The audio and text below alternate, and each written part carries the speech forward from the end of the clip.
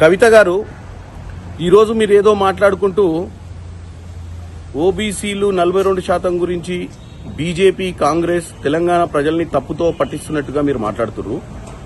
OBC community గురించి రామచంద్రరావు గారు, BJP అధ్యక్షులు, 42% మీరేదైతే ఆమోదం చేస్తుర్రో బిల్లు, దాంట్లో ముస్లిం మైనార్టీలను పెట్టొద్దు అని చెప్పి ఆయన మాట్లాడారు. ఆయన అంటే సరే రాజకీయంగా హిందుత్వ సబ్జెక్ట్ మీద మాట్లాడాలన్న ఆలోచనతోటి వాళ్ళ పార్టీ అజెండా మీద మాట్లాడితే దానికి ముఖ్యమంత్రి రేవంత్ రెడ్డి గారు క్లారిటీగా చెప్పడం జరిగింది. ఓబీసీ కమ్యూనిటీ అనేది కుల ప్రాతినిధ్యంగా తీసుకోరు, వాళ్ళ మతాన్ని తీసుకోరు. ఎవరైతే బ్యాక్వర్డ్ కమ్యూనిటీ ఉంటుందో ఆ బ్యాక్వర్డ్ కమ్యూనిటీ వాళ్ళని ఐడెంటిఫై చేసి 42% క్రోడీకరించారు. ముఖ్యమంత్రి గారు తేట తెల్లం చేశారు. ఏమని? ప్రధానమంత్రి గతంలో ఉన్నటువంటి ముఖ్యమంత్రిగా ఉన్నటువంటి గుజరాత్ లో కూడా ఈరోజు ఓబీసీలో ముస్లింస్ ఉన్నారు.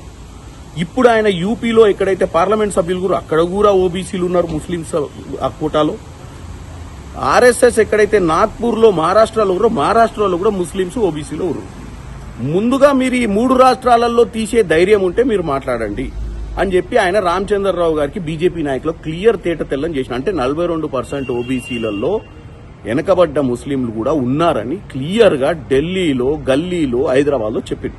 ఇప్పుడు నువ్వు దాని లైన్ తీసుకొని పబ్బం గడుపుకునే ప్రయత్నం చేస్తున్నావు. నువ్వు 72 గంటలు చేయాల్సిన అవసరం ఏమొచ్చింది నీకు?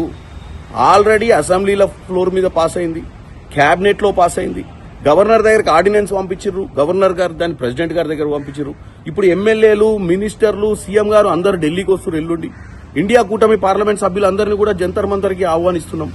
7వ తారీఖు నాడు ప్రెసిడెంట్ గారు అపాయింట్మెంట్ తీసుకుంటున్నాం. మాకు చిత్తశుద్ధి ఉంది, చేయాలన్న పట్టుదల ఉంది. కవిత గారు, మీరు 72 గంటలలో ఏదైనా మంచి అంశం, ఇంకా వెనుకబడ్డ ఇష్యూస్ చాలా ఉన్నాయి. ఆల్రెడీ దీని మీద పనిచేస్తున్నటువంటి కాంగ్రెస్ పార్టీ గత సంవత్సరం నుంచి, అంటే ఫిబ్రవరి 24 నుంచి ఫిబ్రవరి 25 దాకా మేము దీని మీద పనిచేసి దీనికి ఒక లెక్కలు తీసి బయటికి దీని మీద ఒక పోరాటం చేస్తున్న సమయంలో ప్రజలను తప్పుతో పట్టించే ప్రయత్నం కవిత గారు చేస్తున్నారని నేను తెలియజేస్తున్నాను.